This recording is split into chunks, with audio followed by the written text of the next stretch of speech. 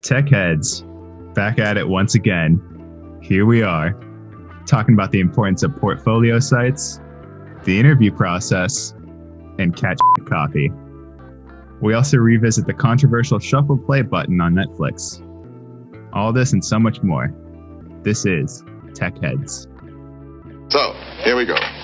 How you all feel tonight? Let's get started. Tech Heads, back at it once again. What's up, Anna? Hey, Victor. Good Saturday, everybody. I'm excited to kick this off once again, our third episode, which is very exciting. I'm ready to dive into it. Yeah, Saturday for us, Sunday for them.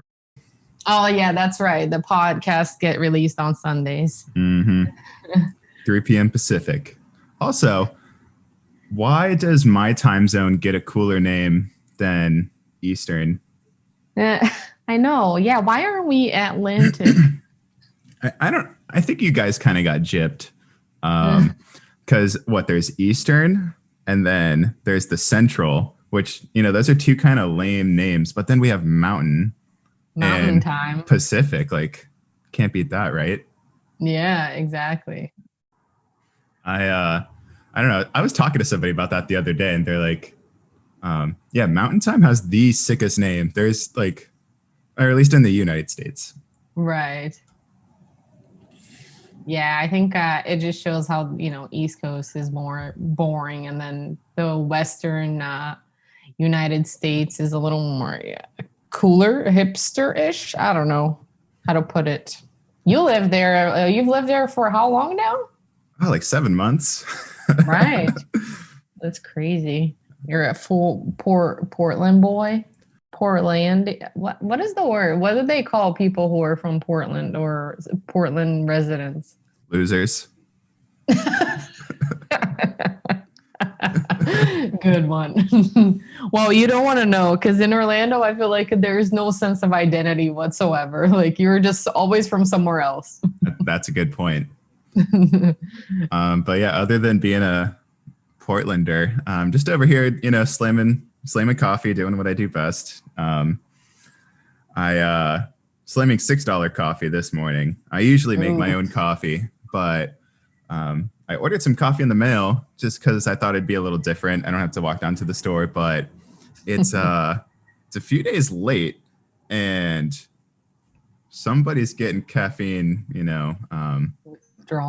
Withdrawal. Yeah. So luckily, coffee shop downstairs is always there for me. Yeah, we had to run errands this morning and I stopped at a Starbucks. I rarely get anything from Starbucks anymore because I can recreate my favorite drink at home, which is the chai tea latte for, I don't know, like a fraction of the price. But we were out and about, so I just wanted one. And that kind of reminds me. So this week I finally started using the Keurig machines at work. And I found that they had this chai tea K-Cup, and oh my gosh, it's the best thing ever. I think I had one every day this week, or for the past 2 days I had one because that's when I found out. But they're delicious. So on top of my weekday pre-workout that I have before going into the office, I have a chai tea and then probably a coffee too. So yeah, that's my favorite drink from Starbucks, but way too expensive to get it all the time there. So I had one this morning, but now I'm wired, ready to go. Yeah. It's I don't know. I think on the weekends is when I'm totally fine with getting a coffee out. I don't know. There's, obviously this is like a really big coffee town, but the one downstairs, I don't know. I'm biased because I go to it so much and like the people are so cool, but oh my God, I can't find it anywhere else, but they make a horchata latte. Ooh. Oh my God. So good. And I recently found an ice cream shop around here. They have a horchata ice cream. Holy crap. So good. It's life-changing. Yeah. It was funny though, because last time I went, I was getting a couple pints, because I like to slim ice cream too sometimes. Right. And I was like, oh, hey, can I get a pint of the horchata? And she's like, oh, I'm sorry, what? I was like, oh, the horchata? And she's like, I'm sorry, I don't know what you're saying. I was like, the horchata. And they have like a microphone. So I'm like speaking directly into this microphone so she can hear me. And she goes, oh, the horchata. I was like, yes, that one. Like, oh my god, that's so funny. Yeah, it was. Oh, when we went to Starbucks just a few hours ago, we ordered. Augie was with us, and for those of you who don't know, Augie is our French bulldog. He's the cutest. I think once we establish maybe like social media profiles and even like a web page for the podcast, I'll throw a picture of him on there, a weekly, Augie dose. So we ordered a puppuccino for him at the drive-through, and Sam was driving, and she's like, yeah, can I get a puppuccino? And then the person, when she was reading the order back, she's like, a cup of whipped cream. So apparently they don't give a shit. They don't even call it puppuccinos themselves. But that takes the magic out of it. yeah, that's what we ordered, a puppuccino, and then she just read it back like, oh, a cup of whipped cream. I was like, yeah, but that doesn't sound like it's the same. I know it's the same, and he loved it because it's one of his favorite things. But yeah, I don't know. And you, sorry, go ahead. Oh no, you're telling me they weren't excited to see Augie too? Like they should be jumping up and down when they see that little French bulldog. I know. Yeah, you would think. Usually they do get excited, but I think they were like, it was really busy, that location that we went to. But yeah, no, one thing that I wanted to mention, it's a total coincidence. I don't know if you've ever heard of this YouTube channel called Paolo from Tokyo. It's pretty popular. And he is here from the US. He was born in the US, but I think he moved to Japan a long time ago. So he goes around Tokyo and the metropolitan area, showing the best places to like eat and do kinds of activities. He's even done like several day in the life of, like different professionals. You definitely have to check it out. In the episode he just released yesterday were the best coffee shops in Tokyo, and they look so amazing. Oh, I mean, those people are just take things to a different level. Yeah, they're like so famous for their coffee. It's unreal. Mm-hmm. Yeah. It was. I was watching that last night. Have you heard about the cat coffee? Mm-hmm. Yes, I have. Isn't it like one of the most considered a delicacy, one of the most expensive coffees there is? Yeah, I think what they do is they feed the cat this coffee. It's not a bean yet, right? It's a cherry or something. It's kind of like a cherry. Yeah, that's what it looks like when it's still like in harvest or whatever. Before they do their whole process. But I'm definitely wrong on this. But in my mind, I think they feed the cat this, I guess we can call it a coffee cherry. I really don't know the proper name for it. And then it sits in their tummy, and then they it out. And that is their process for making this bean. I'm doing some number crunching here. Yeah, I think you're right. I think it's called coffee cherry.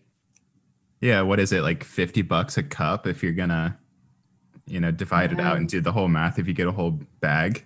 Right, exactly. Oh, that is sick though. Just thinking of that process, I don't think I would do it. I would do it.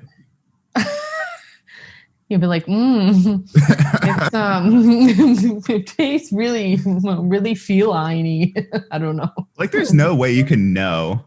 No, it's true. Yeah. It's, anything really different. I mean, you could probably tell it's really good quality, and I bet it, I don't know. I bet it has like some sort of kick to it, but I wonder if the whole process has an effect on the caffeine. I don't know. Yeah, that's a good question. I don't know. I mean, like you said, it's probably very good. It's expensive for a reason, probably because it's, very rich, or I don't know. But hey, to each their own. I mean, there are other things that you can eat that sound gross, but people say it's very good, like escargot or whatever. I don't know if I would try those things, but Or There's, the wait, is escargot the same thing as snails? yeah. Oh, okay, yeah. I when I was in Paris, I remember I was walking, just down near the Eiffel Tower through the, fancy restaurant sort of area. And, Yeah. there's always the people working outside holding samples of things. And this one waiter, he was holding a whole tray of escargot. And Uh-huh. I feel like that's not the ideal way to be serving it. I feel like I don't know I don't know if they put them in the oven or steam them or boil them or, whatever. But Yeah.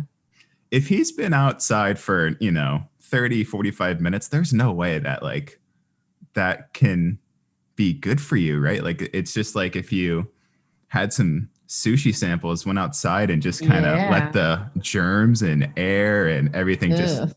sit on it and make it, go bad. Yeah, And it was right. the summer. It was really hot. So Oh gosh. there's just, Yeah, no. I wonder how many people got so sick after just walking by, grabbing some escargot. Yeah. Also, how hooty tooty of a town is it where you can just hand out escargot for free? Yeah. Exactly, right? And only in Paris I think that happens. Yeah. It's so interesting because I feel like when I went, because it was in August, we missed out a lot. It was in 2017 and we thought that we were going to get there, go through, really enjoy we enjoyed like sightseeing and going to all like the touristy spots, but we missed out on dining so bad because everything was closed because they have that break in August, where like people are on vacation for several weeks because Yeah. I think it's mandated by the government that people need to take time off. Yeah. So we could be like, it was a Friday night or a Saturday night when we were there just for a few days. And we couldn't find a place that was open. Every single restaurant was closed. Like we found maybe those food trucks, like crepe carts and all that stuff, or maybe like a pizza spot. But that's about it. Like we didn't really get to enjoy. I mean, I think we went to like maybe one or two restaurants, but we didn't get to like go to the, places that had really good reviews that,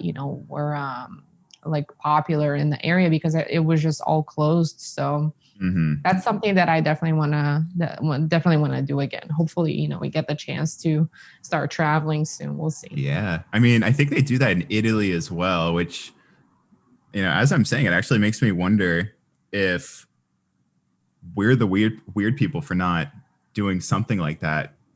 Yeah. Because I think in America, like we have like the least, I heard it on, if you listen to last episode, I talked about flow state with Bobby Light. And, he takes these breaks in between playing an array of really good music that you can work to. And it's not too distracting, but it's also really entertaining. And during one of the breaks, he read an excerpt from like a study on, what is it? A study on like the amount of time people work per week versus in America versus like, other equally developed countries. And he's basically in the study, it said that Americans work way more and have way less vacation days and time off than any of the other countries that were included in the study. So makes me wonder, are we like the workaholic weird people for not doing this month-long break? I don't know. Yeah. It's so hard to comprehend though, because I've never even experienced that. Maybe in between jobs when I have, I guess, a sort of in between job state break, but it's not the same thing because it's not the whole country doing it alongside me, right? Yeah, exactly. I think that that's very likely. I mean, I think Americans are seen as workaholics because I mean, if you think about it, I think I've noticed it with myself too. Like if I, after I finished the boot camp and I started working, at the company that you work at, and then eventually we met and started working together. But like, I don't know, I just had this itch because I used to put in, like my 8-hour workday, and then I went home and I was just like sitting there, and instead of like trying to enjoy the time off to maybe like focus on hobbies that didn't necessarily include being in front of a screen. I just felt the need to do more, so I feel like I can't really like enjoy going too much time without doing something, just for the pleasure of like not doing anything with like like a commitment, just to like unplug, because I feel like our culture is the like go, go, go. Like you have to do something, you have to be productive all the time, and I don't think that that's really necessarily the case. I mean, life doesn't have to be just about producing. You should be enjoying things too. So yeah, I don't know if America will ever do that, especially now with like several companies going like virtual, like offering work from home opportunities, like all like the big FANG companies in Silicon Valley, like a whole bunch of them are just saying like after COVID, where employees have the option to work from home. So I feel like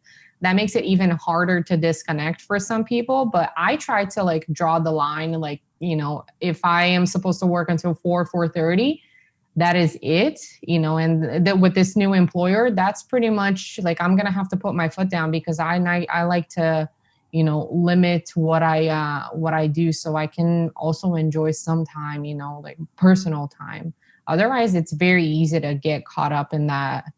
I think that workaholic mindset, and then like if you try to stop, it's like it almost feels like withdrawal. Like I mean, how many people do you know that really can't stop? Like they always find more and more things to do. And then that can cause like health problems. I think a lot of things that we can even like touch on a different episode, but it's it's good to say no sometimes. It is, definitely. What was it like in Brazil, if you remember? I don't know when you moved from there, or if you were, aware of the work-life balance situation versus what it is here. I'm sure like you are aware because, you're Brazilian. Right. Yeah. No, I mean, I lived a good part of my life up until I was 13. So I didn't have a job when I was there. But I mean, from observing, like my parents and uncles and aunts and all that and their jobs, it's, like most people also work like the regular, like 9 to 5, 9 to 6. And, you have your evenings with your family where you go home to, to have dinner. Sometimes I think like they all had like an hour-long lunch. So, like a lot of people go home to have lunch with their, with their families or, with their partner or whatever. And then they go back to work, finish off the afternoon, then, have dinner with family and all that stuff. Or like there was a lot of time. I think that there was a good balance. Like my parents were always able to like attend, school plays and events or like sports. So there was a good balance with that. And the only thing is, I think, in Brazil, like the holiday calendars or the holidays that they have in a calendar year are just insane. It's like, it almost feels like there's a holiday every few weeks. So like, for instance, you take like Christmas and New Year's off. And then in February, there's already Carnival, which means that people are out of work on, like a holiday or whatever for like almost a week. So after that, you have Easter, and then it just kind of like snowballs. There are a lot of holidays. So I don't think that they can really complain. A lot of people are very hardworking. It also depends on the industry that you're in. But for the most part, I always thought that it was like it was more like family focused, So I don't know. There's like pros and cons to that. But like my parents were very present, I think, because, their jobs allowed them to. So that was a good thing. And I don't know, I think that here in America, you have to give a little more like pushback if you can. Obviously circumstances might not allow people to do that, but in the industry like which we're in, you can really try to establish like some good boundaries or look for a job that offers those perks. So yeah, absolutely. That's one of the big things that people maybe that are, people who are first looking for a job, they, I don't know. I think the first thing they look at really, which they shouldn't, is the pay. You should have your standard, and your margin that you want to stay in, or your minimum. But I think a few things that people don't like to initially look at is the stack that's involved. So what technologies and frameworks and languages that you'll be using in the new role. And they also, I don't think they look at a lot of what the company stands for and the benefits. I think on most job postings, they'll say what the benefits are, if there are any, but I don't know. Initially, when I was job hunting, that's not where my eyes were going. I would just look at the pay, and honestly, I wouldn't look at like the experience required. I wouldn't look at really what the job is. I just cared about how much it was paying, which I don't think is healthy or even like the correct way to go about actually job hunting. Yeah, I agree. Out of as a new like boot camp grad, I knew that I wouldn't be able to be too demanding because, with all the, I think the things that were thrown out there, or like, things you might come across online about being able to like make a 6-figure salary out of a boot camp. Like I just knew, that was unrealistic for me. I mean, great if someone can make that happen, and it has happened before. But, for me, I was looking for like a career change. So I went from, becoming being a pharmacy tech to just wanting something that would get my feet wet in, the software development industry or, in the IT industry. So I found, something that worked for me that, was an upgrade from what I had before.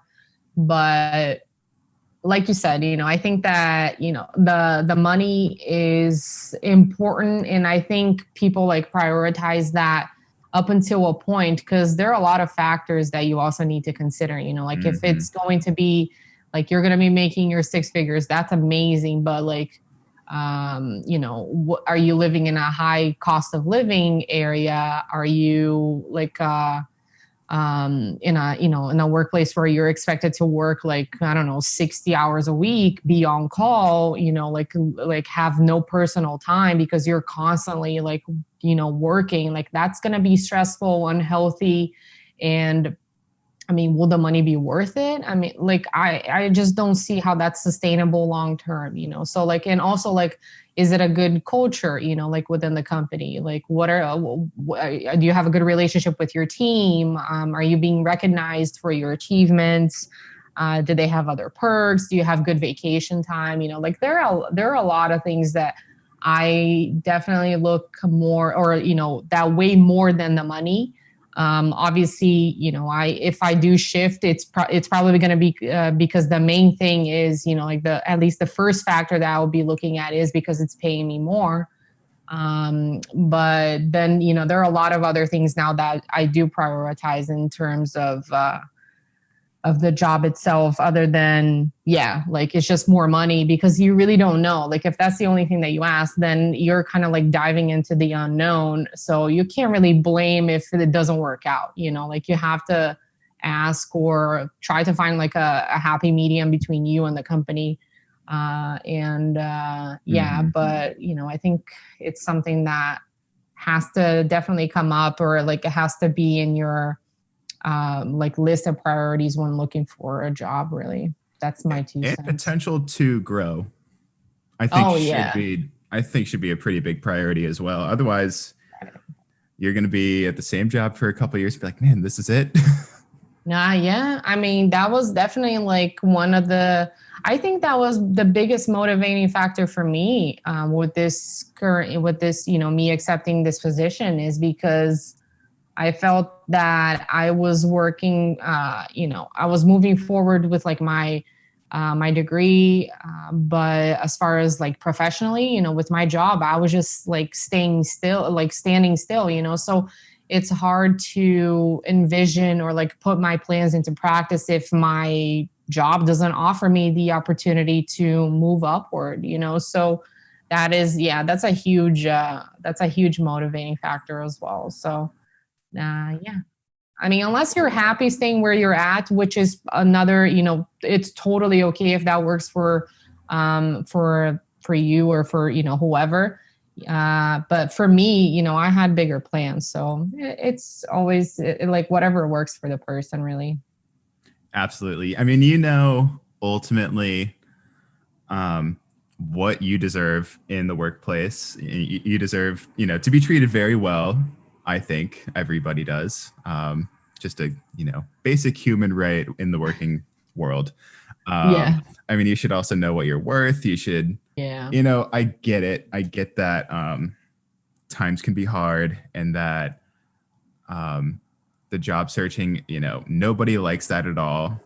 And some people just need a job like right here and now because they have some bills coming up that they don't have the money to pay for right now. So yeah, I do side with those people who aren't looking at any of those things because they're in a tough situation. And like Anna said, it really does vary case to case. But if you do have the luxury that you're in a job that you can do for a few more months, or you're not gonna totally crash and burn if you stay at the job. But if you're in that situation, I would definitely prioritize the things that your current job is lacking and making you unhappy. Yeah. So actually, with all of that being said, because work-life balance, physical, mental health, that was supposed to be another episode, but we kind of got into it here. I do want to take a quick break. And then after this, we will go into portfolio sites and interviews and how that goes. So stay tuned. We will be right back. And we're back. All right. So now we're going to be talking about portfolio sites. Let's do it. Let's get into it. Yeah. When we all started the boot camp, I think week 1, our first homework assignment was to get our portfolio sites started. And then throughout the whole boot camp, you would be adding your projects to it that you made. And then ultimately by the end, you would have, a completely different portfolio, not in regards to the projects, but in regards to the functionality of your site, the style, what you use to build it. So I think that just kind of shows the importance of at least having something out there that's not LinkedIn or GitHub. It's really important for, potential employers to see what you can do, really, and just to get a feel of your experience. They also would like to just kind of see other things you've collaborated on people with, get all your links to other things. It also just shows your passion, I think, too. There's quite a bit we're going to really go into right now. So, did you have to build a portfolio site during the boot camp? Well, now that you mentioned how that happened for you guys, I don't think, no, we actually went through like a different process. It was a bit more independent. I know that like the first activities that we had was creating just like a bio. I think it was like a sort of like a very simplified portfolio, but I mean, you're talking about like getting someone that has no idea about like HTML and CSS to build like, a couple of like static pages, but it was, it was just, HTML and CSS, no JavaScript. We weren't allowed to use any frameworks. So that was rough. But as far as like, constantly updating it throughout the semester, unfortunately, that wasn't something that they coached us to do. I wish that were the case. Honestly, like a client facing, portfolio or like a public portfolio site deployed to, the wide web was only something that came up at the end of the boot camp when we were supposed to work on a project. And one of the options was to make your portfolio site, excuse me. So it was, yeah, I wish I would have done it from the beginning. So it seems like yours was structured a bit different than mine, but I mean, that honestly is probably the best way to go, because you're working on, that one project for the entirety of the program, along with the other things that you're learning, but you can constantly improve it. And I think it really pays off in the end, because you're, always updating it, adding new content. And then by the end of it, you have a project that you can show to other people. And it wasn't like something that you had to build in like 2 weeks. So exactly. Yeah. I think it's great for anyone to build it also, just because you know the most about yourself more than anybody.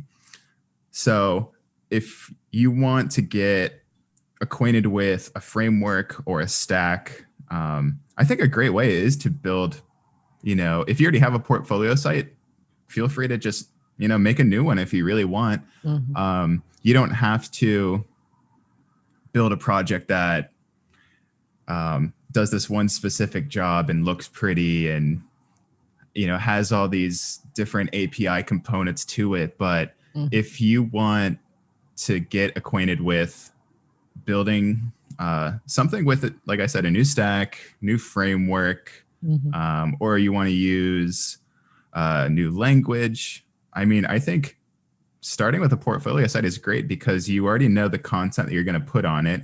Ultimately, it's going to be things about yourself. It's going to be past projects. It's going to be companies that you've, if you're allowed, companies that you've done projects for.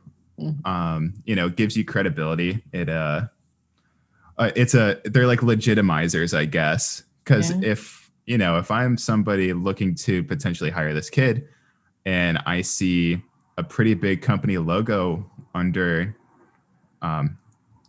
projects that he's collaborated on, I'm going to definitely weigh that heavily versus someone who doesn't have any sort of big name on it, which, obviously not everybody gets those opportunities, but if you have, don't be shy to show it. It's something I'm definitely a big advocate of. So like going back to the frameworks that you might not really be too familiar with, it's great because it's your own project. You can try whatever you want. And if it breaks, nobody gets hurt. Really, it's just your portfolio site. It's not the end of the world if it breaks. It's just really, I think, one of the easiest ways to explore new technologies and how you can integrate them. For instance, with this podcast, I've been putting each episode, I have to go into my code and change the link to it, which is really annoying. Yeah. And obviously I could use an API, and I just found out that our distributor has docs. Oh. So I'm just going to go into my site, like probably later today, and make it so that whenever we upload a new episode, it just automatically puts up the new episode. And I think that, I have done that before. It's, relatively simple, but hey, I might try to use something new that I haven't used before. Yeah. My site, it's super, super basic. It's HTML, CSS, JavaScript. It's deployed on GitHub Pages. I don't, pay for hosting. The only thing I pay for is my domain name, which you don't even have to do that. I think it adds an extra layer of, professionalism. Yeah. It looks really clean. And it's really cheap. I just use my name as my domain. Right. I do eventually want to change my portfolio site up a bit, because I've had it for maybe 6 months. I'm already kind of getting bored with it. I might start from scratch, and I might use Gatsby. Ooh.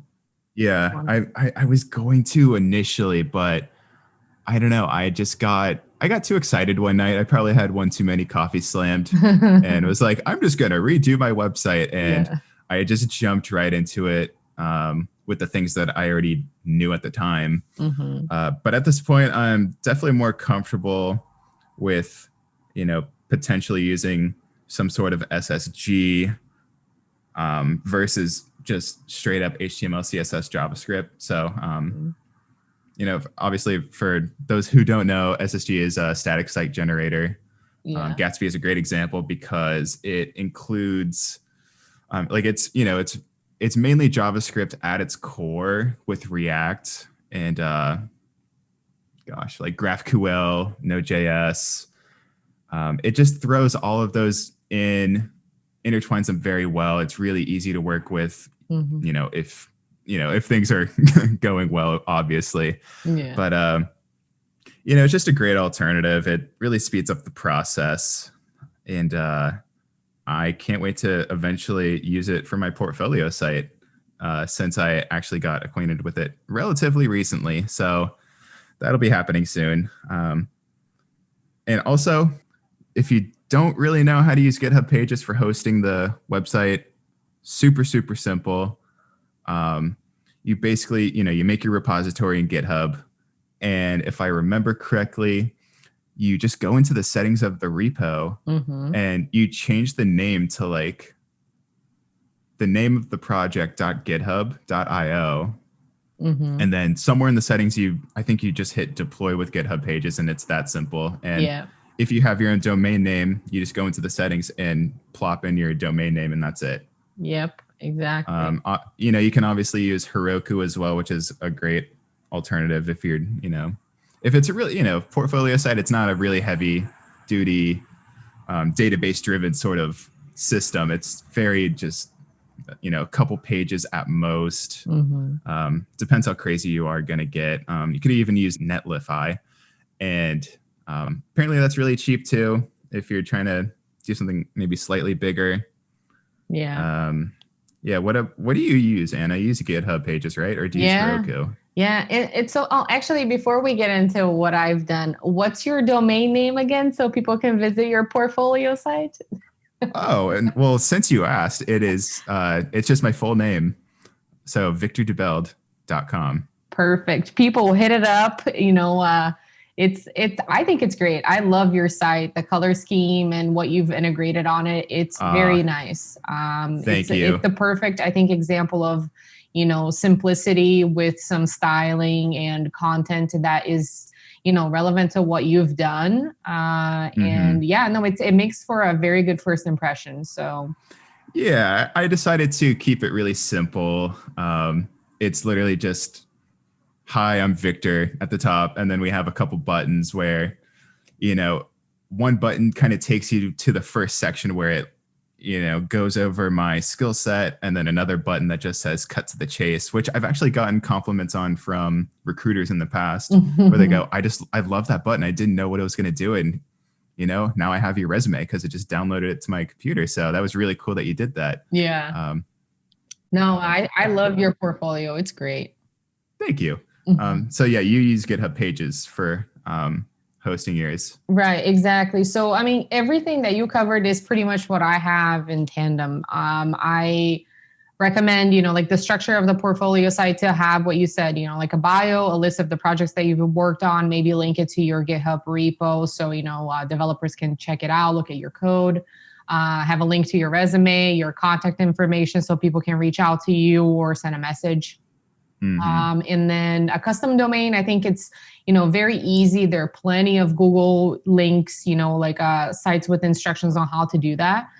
So getting a custom domain is something I highly recommend because, like you said, it adds that, like that layer of professionalism. It makes it look more legitimate in that you took the time to look into how to do that, So that is another thing that I recommend doing. And as far as the deployment, as you said, as you referenced Heroku, that's what I learned how to use during the boot camp. That can be a little more complicated, but then again, if you have your code, you're first going to have your repo on, GitHub, and then you're going to create a local copy. Any changes that you make you can deploy to your repo, and you can also do I think it's the Heroku, is it GUI? I forget what it's called, when you can just like SSH into it, or, you can deploy directly from your terminal, like in a Mac, or, from your machine. You can deploy the app, build it, and then deploy it to Heroku, and then they'll host it for you. And you can even pick like the name of the URL that you want it to have. But it might have like Heroku on the name. So once again, going back to the custom domain, you can fix that with that. But I personally do it through GitHub Pages as well, because, I have all my code in GitHub. And then, as Victor said, it's as simple as going under the repo settings and literally ticking off a box that says, deploy it with GitHub Pages. And again, I also did the custom domain thing. So I just drop it on there. So I think I use Namecheap. I've been using Namecheap for the past couple of years. It's very cheap. I have 2 domains. Is it? Super cheap. It's a very cheap name. I've had them for the past few years. So I just keep on renewing, because I have a portfolio. Doesn't look anything as nice as Victor's, that's for sure. But, it has some content on there on what I've worked. I do have plans this year, definitely, to redo it. I would like to do it with a framework using Python. Maybe like right now, for school, our team is working on a web app using Django and React. I had looked into Django before. I think I would probably try to do it with Django, because between the two, Django versus Flask, I kind of have to do a bit more due diligence to see which one would be best for a portfolio. But I think Django is the way to go. I think that I see more Django in the job description. So, I mean, if you guys are contemplating between one and another tech sort of system, I would just go with whatever is the most marketable. And, in your area, that could be totally different. But at least in my area, I definitely see more Django. So if it were me, I would definitely get more familiar with what people are looking for. Also, that kind of brings me to a quick point.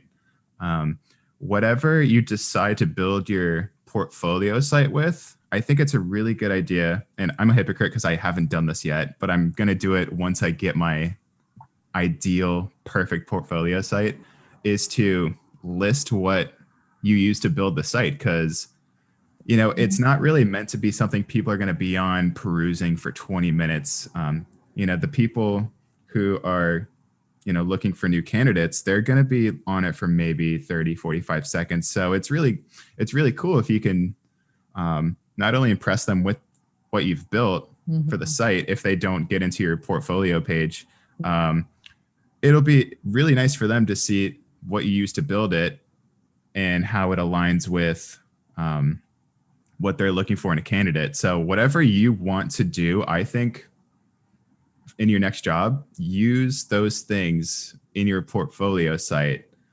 And, the majority of the jobs that you apply to are hopefully things that you want to do and include that stack. Yeah. So the people looking for candidates, they will probably be pretty impressed that, you align so well. So that's just my little tidbit on that. What you were going to say something before I interrupted you, Anna. No, I think, it was just about, comparing Django and Flask. But right, I think, like you said, it's good to stay current in make sure that you're constantly updating your portfolio page, just like people do with resumes. It's always good to add new things, even if you don't change jobs necessarily. Like maybe update the job description or like your list of responsibilities. Because jobs can evolve, like descriptions and responsibilities, duties, they can evolve with time. So it's good to stay current. And I think the same applies to, web dev, because sadly, the other day I was on Reddit. I read a post about this person on the CS career questions subreddit. And he was talking about his mom. He said that she was a developer, and he listed all the languages or platforms that she used to work with up until last year. And then because of COVID, the company laid off a whole bunch of people. She was one of them. And nothing, like I had never heard of anything like that. And, someone even commented, he's like, oh, this particular language was like supposed to be the hot thing back in 2004. So that kind of shows that she didn't keep up with the times, And I think by having a portfolio site, it kind of forces you to learn new things, because it's not by obligation, but you can find a way to learn about a new framework, a new language, and keep up with the times. Because in tech, with let's say with programming languages, Java, C++, Python, they're going to be around for a very long time.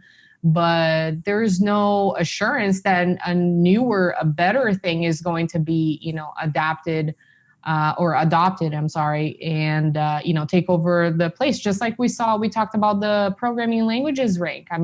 Python was where in that list like a couple of years ago, and now it's number 2 in popularity.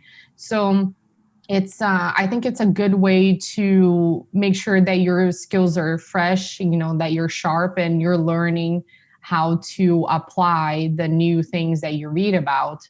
Rather than having your career succumb to the market because you're no longer marketable. Like in that case of this person, like she's probably going to have to find a way to learn new things to kind of go back into job hunting mode, where she'll be able to find a job that actually uses the things that she knows, because everything was eradicated essentially. Like I have no idea what those skills were, unfortunately. Right.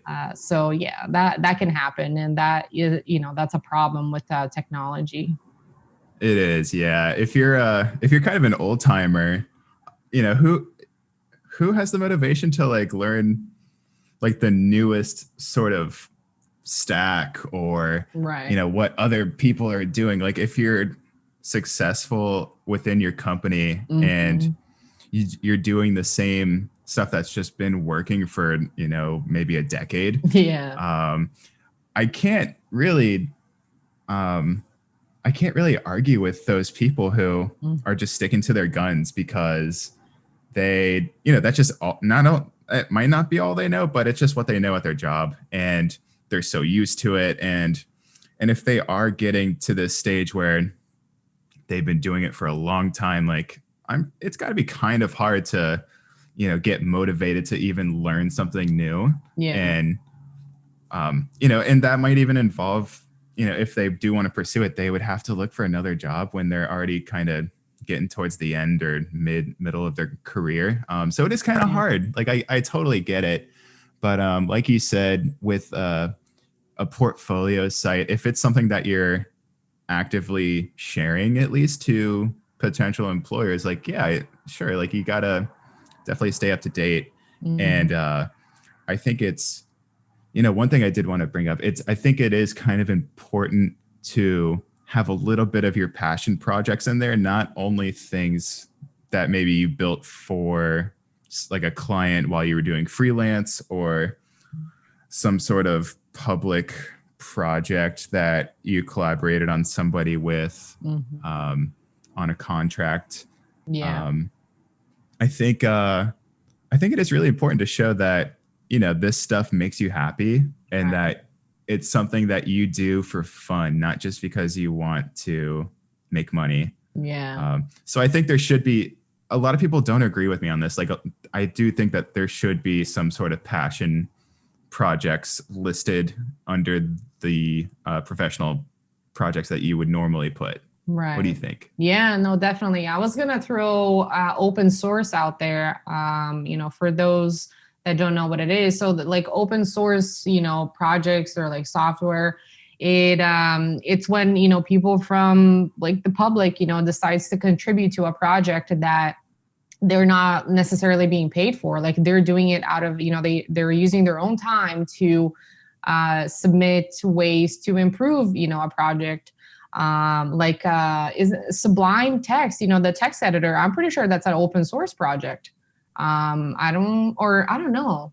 Do they, because I thought that they accepted donations. I don't think it's not a subscription model, or like, I don't think that it's like a for-profit, like a organization. So there are a lot of ways that you can contribute, kind of like give back to, the software community, and also keep your skills, up to date, like you said. And you can find, I'm sure you can find an open source project that kind of like resonates with what you enjoy doing. So, and it's very good visibility, 'cause you can share that on your portfolio page, on your resume. And, there are a lot of companies nowadays that are trying. I think I recently read a piece, or I was listening to a Python podcast, and a Microsoft developer said that Microsoft has changed entirely, like their, stance on their developers working on open source. After, I think, Satya Nadella, the new CEO that took over, if I'm saying that name right, I'm sorry. He's our number one listener. You better pronounce that properly. I know, right? He, pretty sure, that he, said that he supports giving back to, to the tech community, by way of contributing to, open source, because it's, they've used a lot of open source tools. Why not allocate some of their resources, to giving back? So like this developer, said that, they were like, it was a very, very much integral part of his job to get his work done, for the company, but also to focus on open source. So I thought that was very cool. And may I just say that it's a great way to make connections as well. Like that goes without saying. A lot of the job hunting process is kind of who you know as well. That's a huge advantage. Exactly. It's a great way to connect with people from all walks of life, all kinds of, background, and like like niche, groups and in the tech field, really. So yeah, it can only, I think only good things come from that, to be honest. Right. And you're not going to work on it if it stresses you out too much. And if you can't handle it, like you don't get fired, you don't get penalized. I mean, exactly. Only good can come from it. Exactly. Yeah, I think it can, I don't have like a specific example in mind, but it could be as simple as like maybe, adding a button to a website. Like, they just need someone to go in and do that, or like change the position of like a div, or, write like a simple script, or I don't know. It's not like redoing an entire application or anything like that. It's just like, like a few little pieces here and there, and different people go in and they help out and make it happen. So I think it's very nice. I have that on, something that I would very much like to be a part of. But I recommend that as well. Definitely. Another thing that I do kind of recommend is making yourself a Stack Overflow account. I know a lot of people, they just go on it when they're Googling what issue they're coming across, and they may not have like an account. They just kind of peruse on there for, the exact problem that they're facing currently, and they just need, the code to go off of. I really do recommend that everyone make an account and actually go on Stack Overflow, go on there, click on everything you're at least slightly familiar with, and click those languages, and just go through the questions that people are currently asking. It'll show you the most recent ones. So you have a, pretty good chance of being one of the first people to answer if you know how to help these people out. And that's something that employers sometimes look at as well. They like to see how much you contribute to others and help them out, and see how well you answer.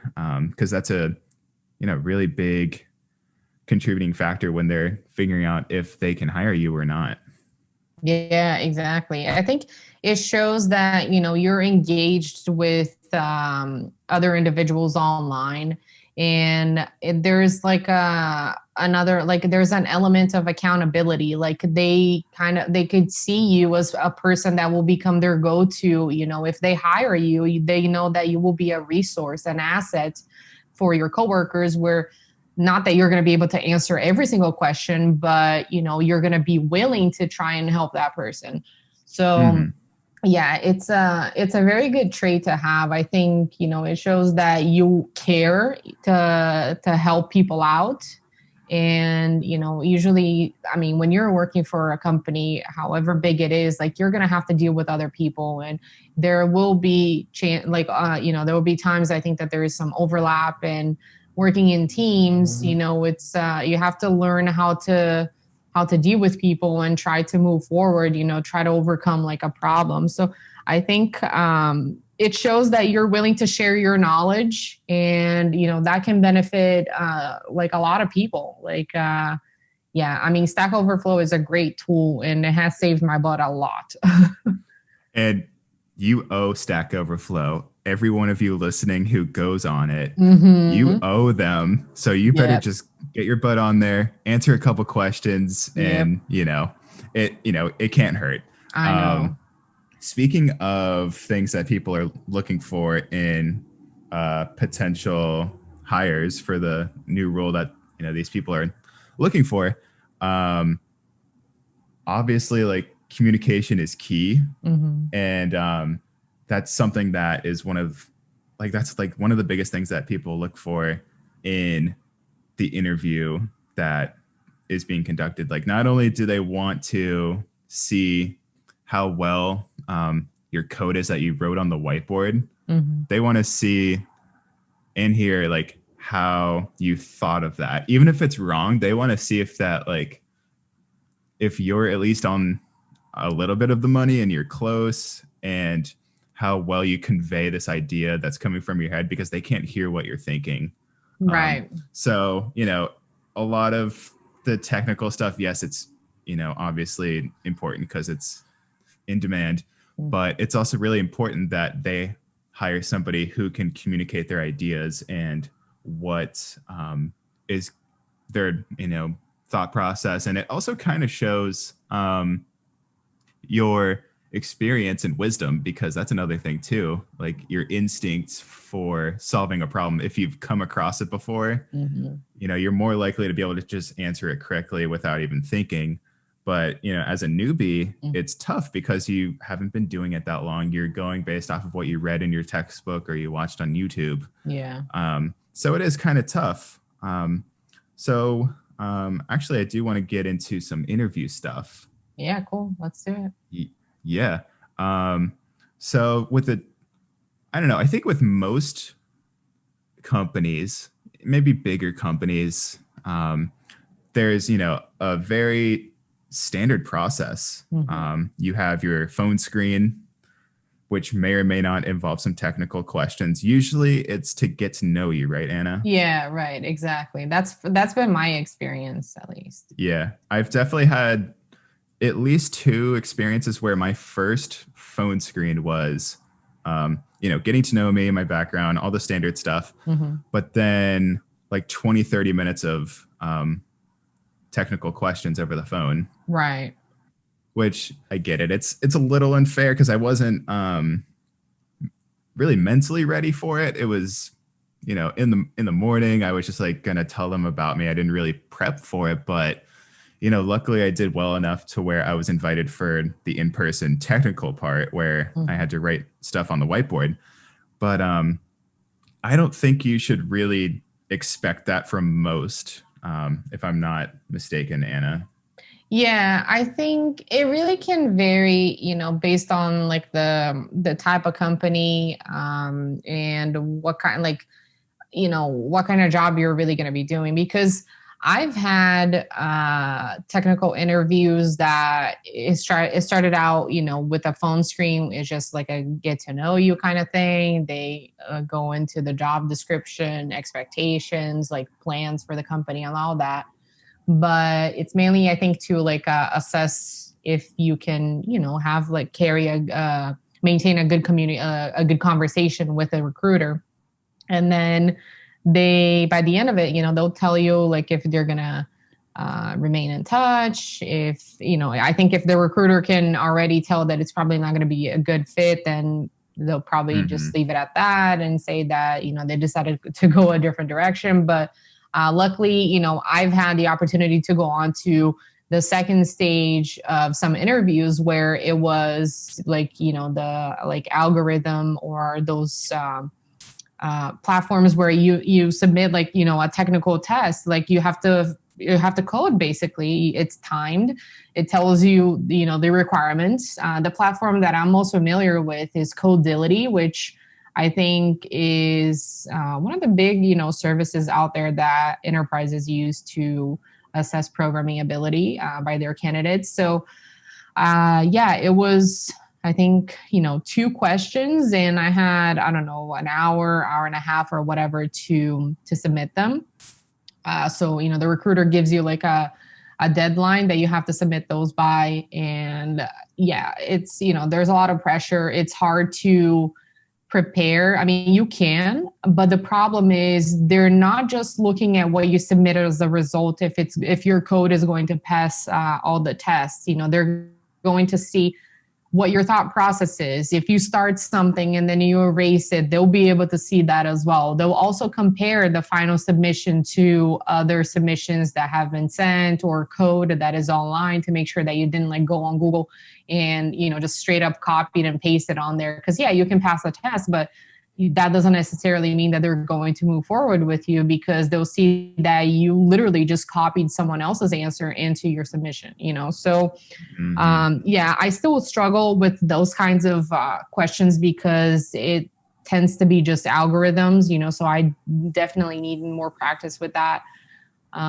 But then I've had, like interviews, like for this job, as surprising as it was, because it came from a referral, I think that definitely weighed a lot more than, like what, they could maybe have me do during the interview process.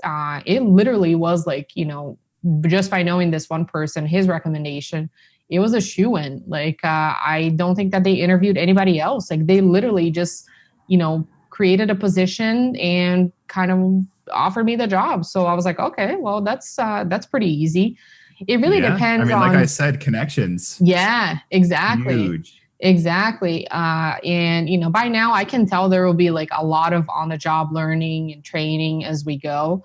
But honestly, I've had, I think the worst technical interview experience I've had was shortly after I finished the boot camp, and I went to one of the Orlando Tech meetups. I met a very nice guy there. He was presenting about his company and all that, and offered to talk to anybody that had any questions or were looking for internship or junior opportunities. So, obviously I went up to him. We eventually connected on LinkedIn, and he decided to, get like on the phone and talk with one of his developers, because they had like a junior QA position open or something like that. And then, so we, started talking, and man, that was brutal because they were just throwing questions out there. Do you know Agile? Do you know how to use this particular QA like methodology? Or do you know what this software is? Have you had any experience with this? And I flat out tell you, like, it was, I just had to tell him. I said, look, I think that this is not going very well. So please, let me know if you want to stop, because I feel like, I'm coming from a background where I don't have as much experience, but I really appreciate the opportunity. And he's like, no, listen, let's keep going. Let's see if we can find something. If we can learn more about you, you can ask us questions, and then we'll see where it goes. So, he kind of like put me at ease, because I was getting very nervous, and for the reason that I realized, in the call, that I was extremely underqualified for that position. So I didn't want to, waste his time. But the guy was so nice, that nicer than even his employee, because the other person on the call, I could tell that he was getting a little like fed up, because I told him, no, I'm sorry, I'm not familiar with that. I've never used it. The owner of the company, he was like, no, it's okay. Let's keep going. Let's see what we can find out here.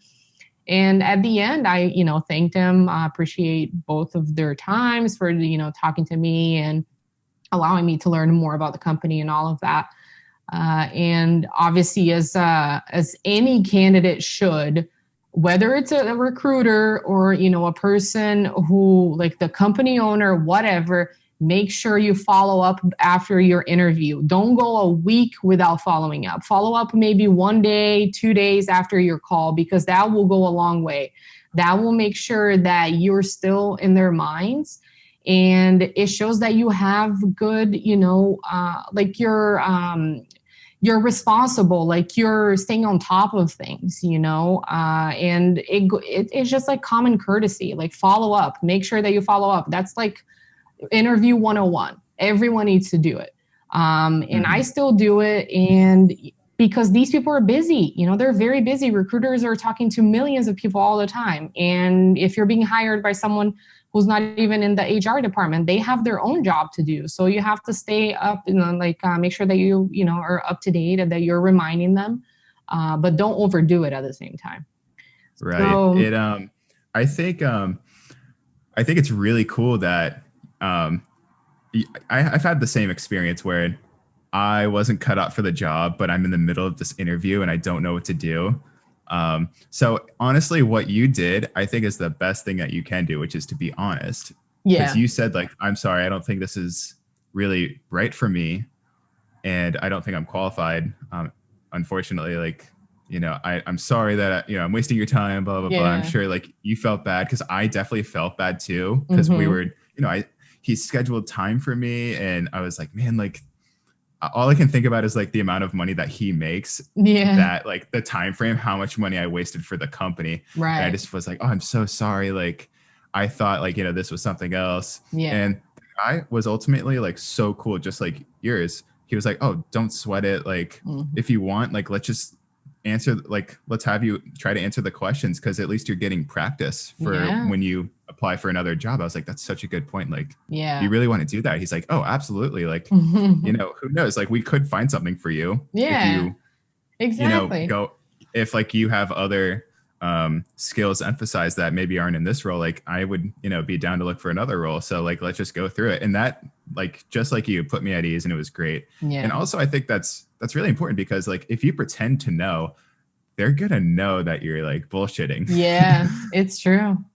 Because they do this all the time. If these are the, the people who hire at the company, they do it all day, every day. They know when people are pretending to know about something. So it's really just best to, say, hey, I don't know. Maybe even say, after this interview, I'm definitely gonna have to look into that and see exactly what you're talking about or what that means. I'm definitely going to do research on that. And that shows that you're like, not only honest, but you're like, you have some tenacity to learn more. Right. Exactly. Yeah, definitely. That's so true. And there are a lot of very friendly people, very patient, that are willing to share their knowledge and their time, with you if you ask them for it. And, that was like my case with this person. Even after I followed up with him, after the call, he, did me the favor of sending a couple of links that he would recommend me looking over, pertaining to the discussion that we had over the phone. And he's like, go through this. And then once you get more experience, make sure you reach out to me. So it wasn't really like something that, would have worked out for me later on, because I ended up going with another company, and, like my path just took I would just went on a different direction. But yeah, there are a lot of very friendly people that I've been able to, connect with, and that were more than willing to share like what, their experiences were, or like from like a business owner or like a company, perspective. Like they are, happy to tell you, like, if you ask a recruiter for feedback, like if it didn't work out, like, can you tell me what I could improve, and a lot of them can do that. A lot of them are willing to share, information with you. It depends on the company. Anna dropping some knowledge. Yeah, that couldn't be more valuable, honestly. That's something you don't really know until you start interviewing. Yeah. And by then you've wasted quite a bit of opportunity to like take advantage of, that advice. Yep. I actually, I want to get into also my worst interview experience ever. Oh God, here we go. Because it happens to everybody. Yeah. Everybody has like their worst one. Yep. So for me, I was at the in-person stage of the interview process. After that, it would have been, do I get hired or not? So I was one thing away, and I'm in the room, I'm talking to the guy, and so far it's going great. He's asking me like more conceptual stuff, which I can usually answer. And he showed me a piece of paper with some boxes on it and, basic like text elements, so that then he asked me like, if you were to build this with, some HTML, how would you lay it out and all that stuff? So like, that was pretty fine. And then came this question. Okay. He asked me, it was very googly of him to do this, but he asked me, how many ping pong balls fit on a school bus? I know. And oh my God, I understand what he was. I get the point of this question. Yeah. Obviously, nobody knows that at the top of their head unless they've looked up maybe top 10 most weird but effective interview questions at like a FAANG company. And I was like, oh, okay. 1 second. And I stayed quiet. I did all the math in my head. Mm-hmm. And then I just gave him the answer. And I was wrong. I was off by a factor of 10, which I felt so stupid about that. I was so close to actually being right. But, because I did it in my head, I was, I missed like one extra step. But the point of him asking that was that he wanted to see how I would work through a problem if it was presented to me like in an everyday situation. Yeah. I think that he wanted to know that he wanted to see if I could at least communicate, step-by-step instructions and make them concrete from something that's so, that's such like a high demanding sort of task or something to solve. Yeah. So there was a whiteboard and I had just used it to write some code for him, but I just got nervous and I didn't even go back up to the whiteboard to try to draw out the problem, which I'm sure would have been so great. And he would have loved that. Yeah. Because they want to see just like how your brain works really and how it could fit into the company. And oh my gosh, I think about that like every 3 weeks. It haunts me that I didn't do that.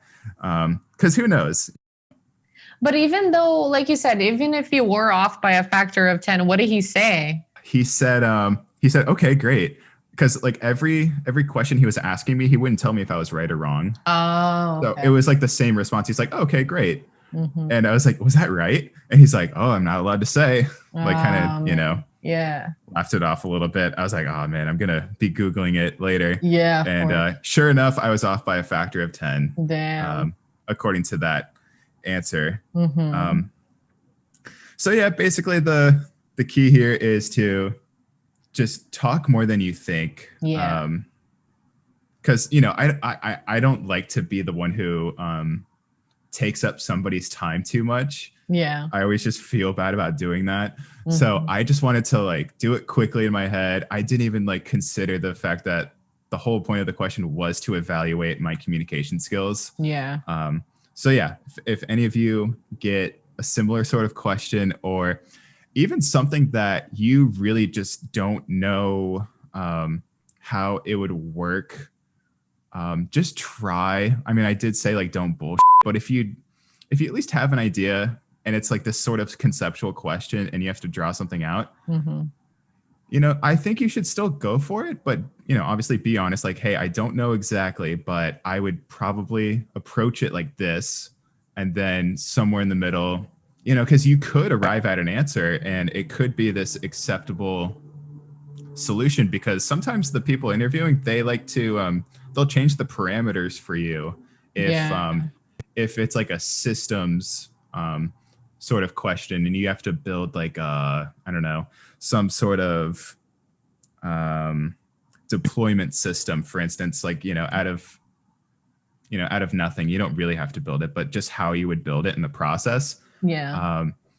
Every answer could be like slightly different, and that's totally fine. And depending on what you're presenting to the person, they might say, okay, yeah, instead of, this many requests per day for the whole company, it might be this. So like, it depends on how many servers you might have, it's just, something like that. So I think it is just really important to just say what's on your mind and approach it step by step. Don't get too scared by the question either. I got really scared when he said, how many ping pong balls fit on the school bus? Yeah. You really just have to break it down into things, make it concrete, and hopefully arrive at an acceptable answer. Yeah, no, totally agree. That's a good experience to have under your belt, because I think after we discussed, after you told me that they asked you that, I even Googled it, and apparently, it's like a commonly asked question for Facebook, Amazon, like those, for companies or organizations of that caliber, because of their recruiting process. So it was an interesting question for sure. Absolutely. But also, besides, the conceptual stuff, obviously you got to do your LEET code. You have to do some sort of prep. I recommend just, maybe start with YouTube and just watch some people answer these questions. You can look up mock interviews, and they're actually super helpful for me, at least. I learned a lot from doing that, because there was a lot of algorithms I didn't learn about in school, and how they coincided with, a certain language or whatever is relevant to what I'm working on. Yeah. And I think it is really helpful, because you're getting that like visual, auditory, and everything. But if you do go on LeetCode or any sort of similar site, it is really cool, because there are these drill sort of problems where it'll ask you to write a few lines of code that will, like FizzBuzz, for example. Everyone that's like the entry level interview question, which is FizzBuzz, where you basically have to print fizz whenever it's divisible by 3, buzz when it's divisible by 5, and then FizzBuzz when it's both, something like that. Yeah. So it's a big array of questions like that, and that's pretty cool to know too, because those sort of things, like, sure, you may not come across it every single day, but unfortunately, it's just what recruiters are looking at when they evaluate you, and you kind of just have to play the game. It's not only to, I think, establish how skilled you are technically. I think it does add this level of experience in a way, because you can have a question you've never been asked before. Depending on how much you've studied all these technical questions, you could, throw in different responses from other questions you've studied into a question you've never seen before. And I think that's really one of the bigger keys, is how you just bring in what knowledge you learn into a real situation. Right.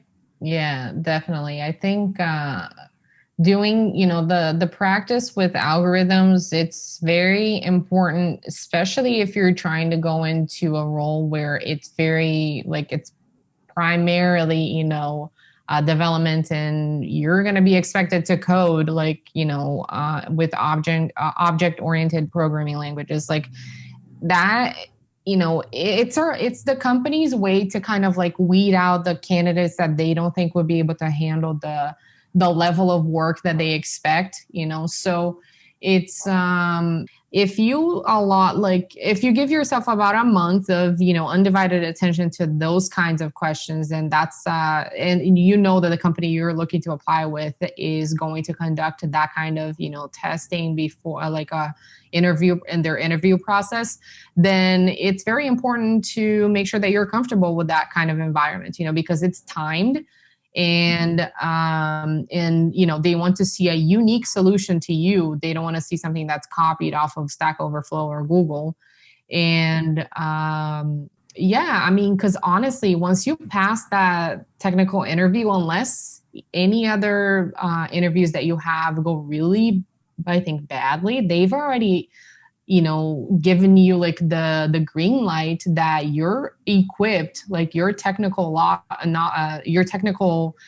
acumen lines up to what they're looking for in their new hire.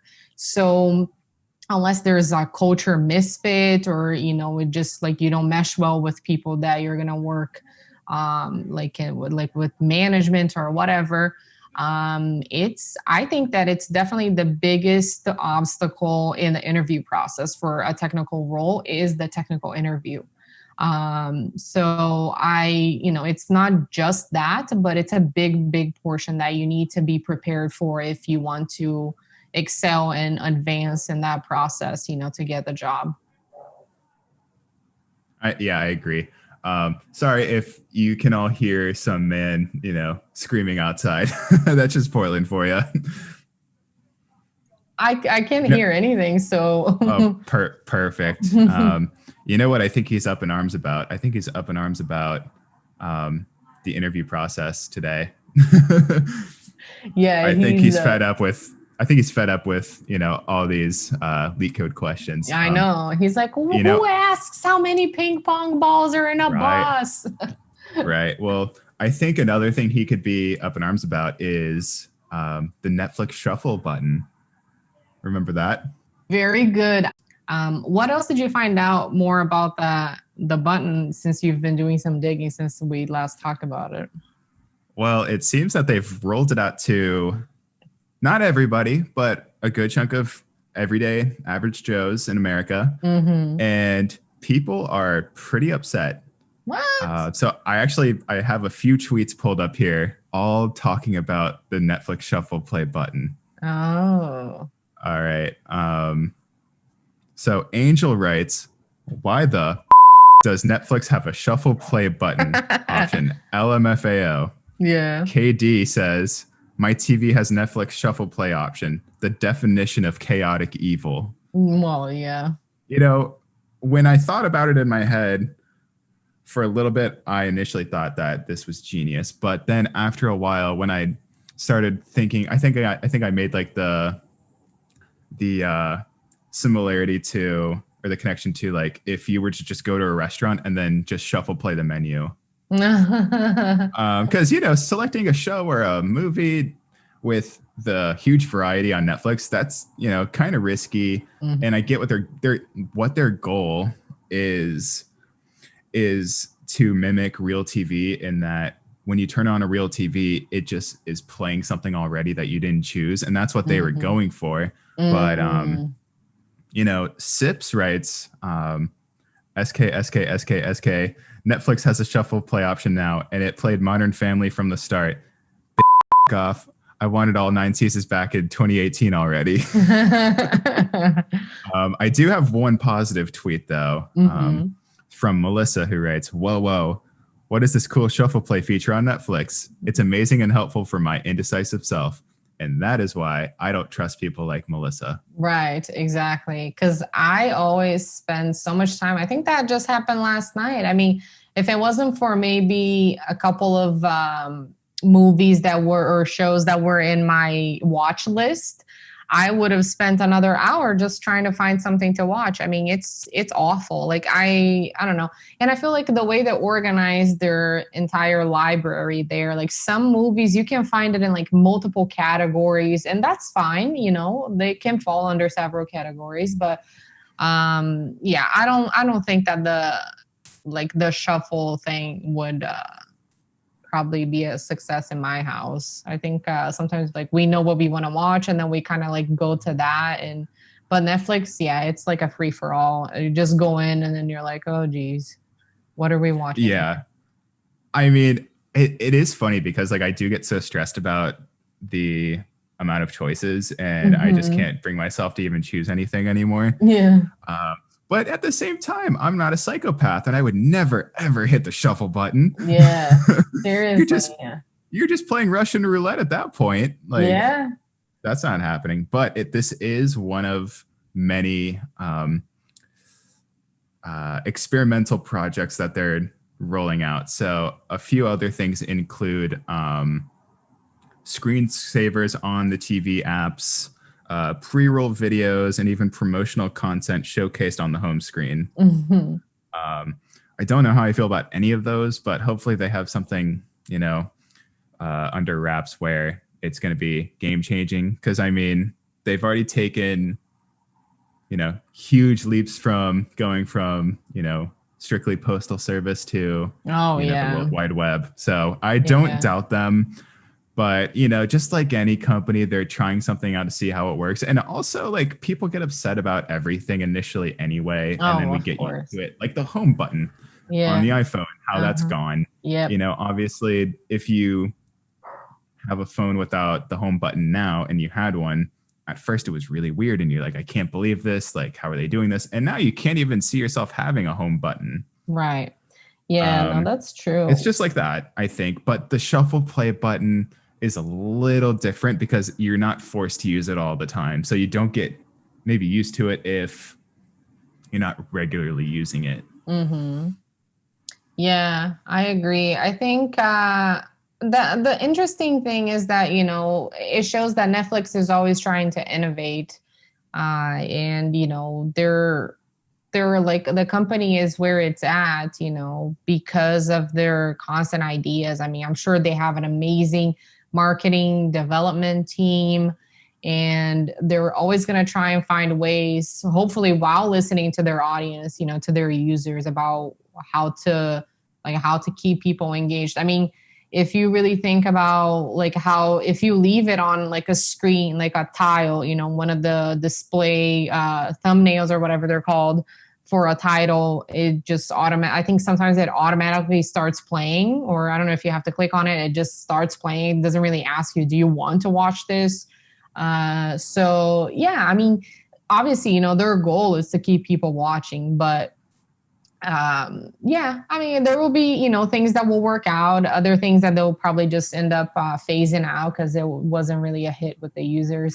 And it's a trial and error kind of thing. But that's the interesting thing about tech, like it's not like you have to commit to it forever. Yeah, there will probably be like a lot of development that goes into into rolling something like that out, but you can always try something else if it doesn't work. So that's the beauty of it.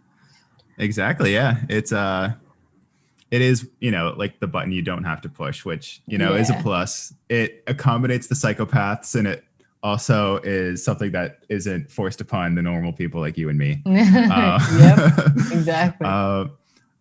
Honestly, I've been having a little more success with Hulu lately. I don't know. I think there's like more normal things on Hulu. I don't know. I haven't really been in the mood to really watch anything profound or, I don't know, anything too crazy. I just want to turn on the TV, kind of like how the initial, mission for the shuffle play button. Yeah. But I've been cranking out some Shark Tank, some Drake and Josh, and a little bit of new stuff, all from Hulu. So go check out some Hulu. Well, Netflix used to be my go-to because up until like last semester, I was up until 2-3 o'clock in the morning, sometimes working on, school stuff.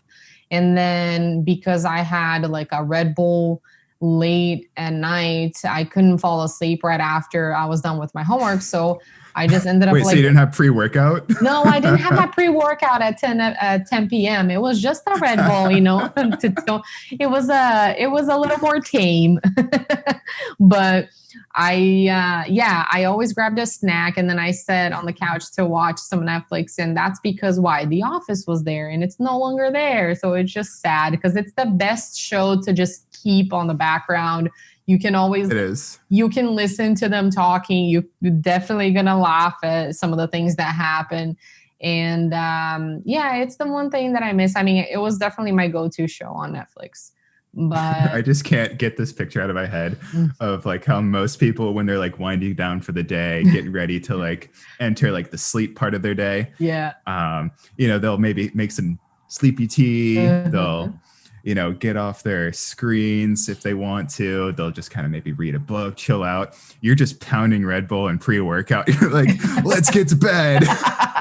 Yeah, no, exactly. Let's do this. Well, it's funny because that was like, around 8-9 p.m. was when I got into like the thick of the work because it was when, Sam and the dog were already sleeping, winding down. So the house was quiet. I put on my AirPods and just, grinding away, burning the midnight oil, because that was when I feel like I am a lot more productive at night. I wish I was one of those people that can wake up at 4 a.m, get some work done or whatever, but I don't know if that's ever going to happen. So yeah.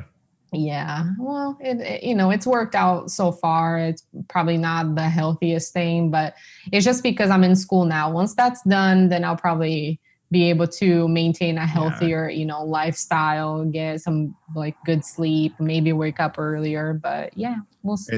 Exactly. It's because you're back to being a college student. And I think a lot of people in college tend to do, they tend to burn the midnight oil as well. I mean, at least I did. I was definitely more accustomed to staying up until like 2-3 in the morning, finishing some projects or homework up, and then having my afternoon class that, I didn't have to wake up super early for usually. Right. So yeah, of course that's, that makes perfect sense for what your schedule is like right now. But hey, you're almost done with your second bachelor's. I know. I cannot wait. We're going to have to throw a little podcast party, a graduation time, like when that comes.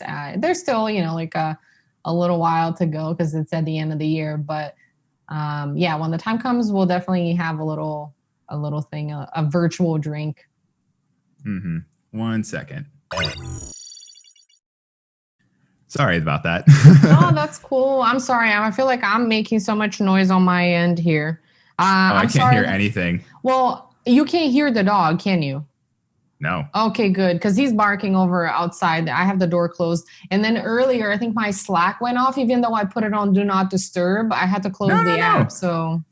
Oh, don't put pressure on yourself like that. I honestly, I love the vibe of this like lo-fi podcast we're doing because we're recording it over Zoom.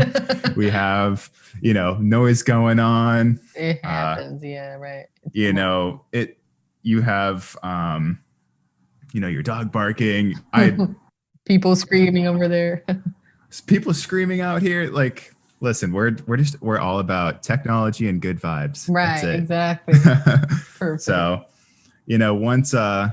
once we get a studio at Apple and Tim Cook is, paying for our gear, maybe we'll focus a little more on the high fidelity sort of podcast. But for now, this is us.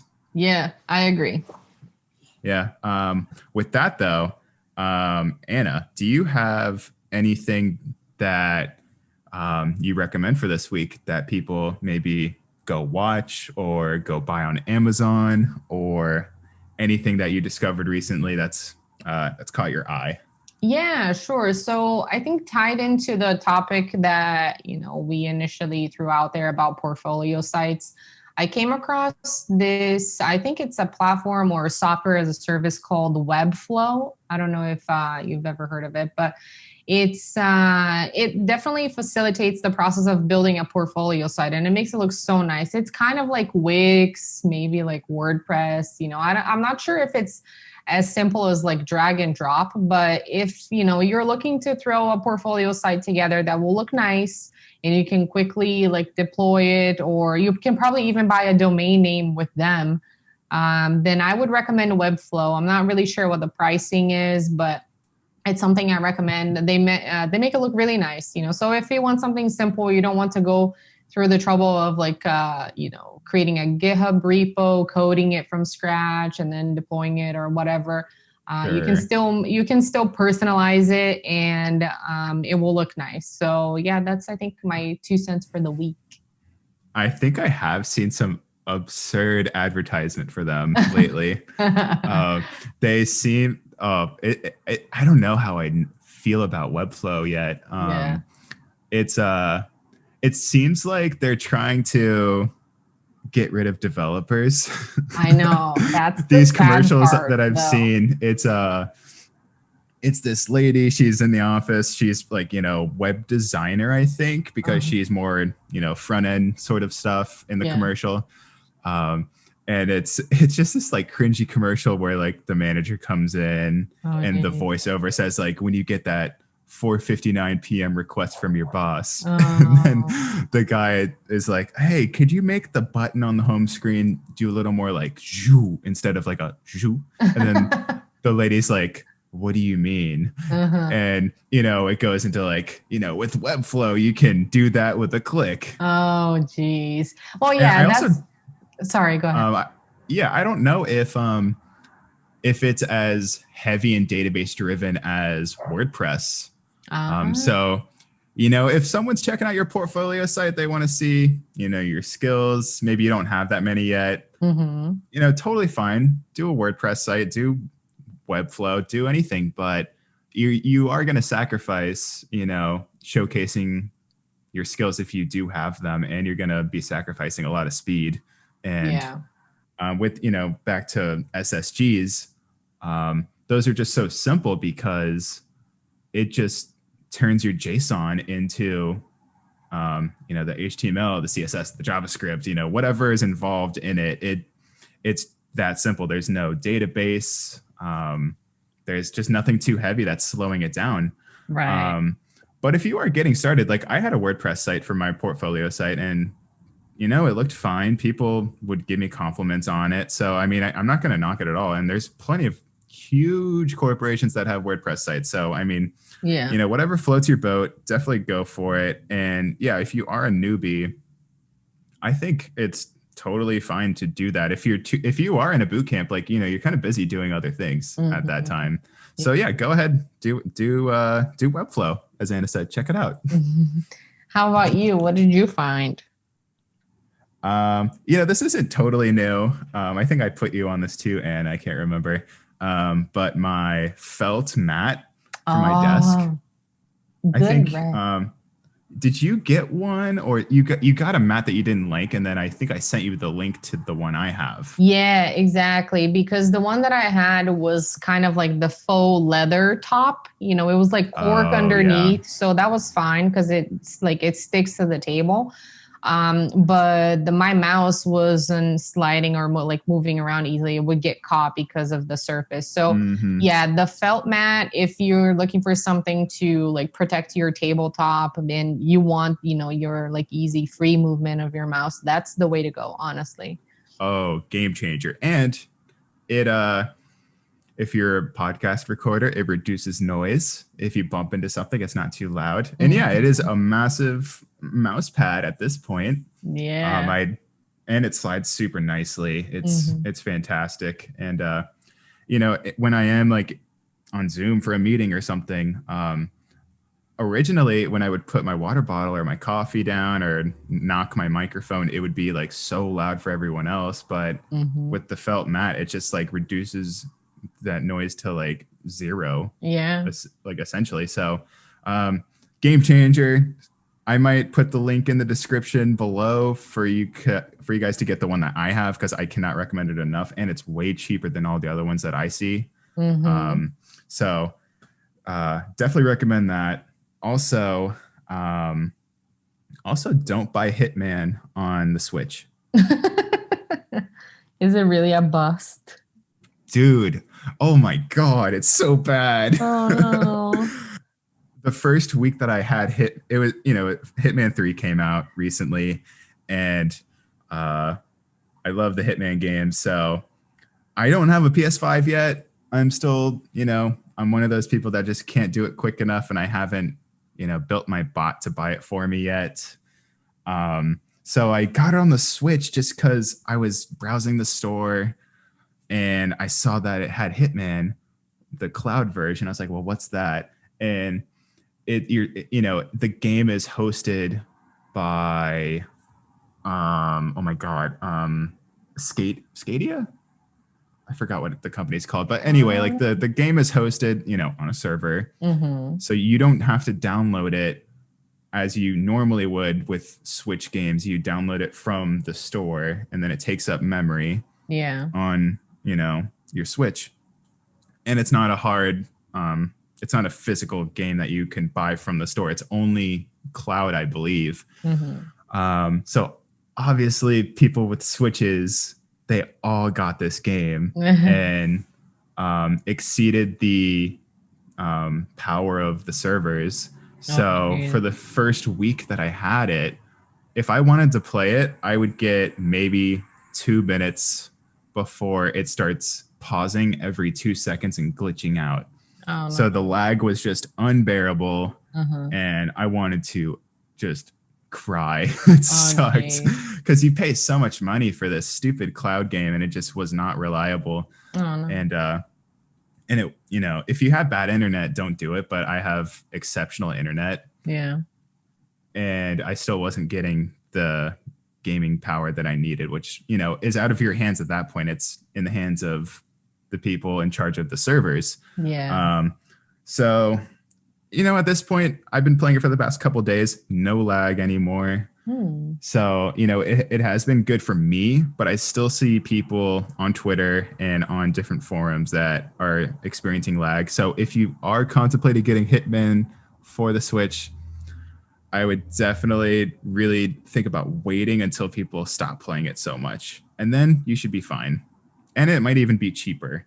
I haven't even held my Switch in forever. I haven't played like video games in a long time, but Sam got Zelda because, there's so much hype about it. And I know that you've always talked about it. So maybe I'll give that a shot because, like every now and then, if I can't find something to watch on Netflix, I might as well just pick up my Switch and play something. Oh, boy. Yeah. I am so proud of you for getting Breath of the Wild. You are never going to want to do anything else other than play Breath of the Wild. Yeah. It's a special gift, too, because it was for our 2-year anniversary that I got it for her. Oh, you guys had your 2-year anniversary? Yeah. Oh, congratulations. Thank you. Wow. Yeah, it was just a few weeks ago. Speaking of gifts, did you ever get my Christmas gift? I don't think so. Oh my God. I mean, I knew it was going to take a long time, but come on, we're in February. It will be here by next Christmas. It better. I mean, it's coming from a really far away place. So Right. I understand that it's taking a long time, but I mean, Yeah. I ordered it, obviously before Christmas. Yeah. Well, Jeez. I'm excited. Whenever it gets here, I'll definitely let you know. Don't expect anything like, whoa, this is crazy that he got me this. I know. Yeah. But it's a little special something. But any last words, Anna? No, I think we covered pretty much. I think even though we took separate notes, everything ended up lining up perfectly, to be honest, when, you started going over all the portfolio sites and then we talked about interviews. So we very much agree, I think, with everything. And I just wanted to share my experience. I'm glad that, I got to hear some more about yours. Hopefully that comes in, as a good reference for any one of our listeners. And yeah, I look forward to, taking, I think, going on to part 2, where we're going to go into, compensation, the current job market, benefits, and all that good stuff, that comes with after you get the job, I think. So, yeah, that was a very good conversation today. Absolutely. Well, it's always good seeing you, Anna. Hope everyone listening is doing all right. And we'll see you in a week on Tech Heads. Take care, everybody. Peace. All right. Boom.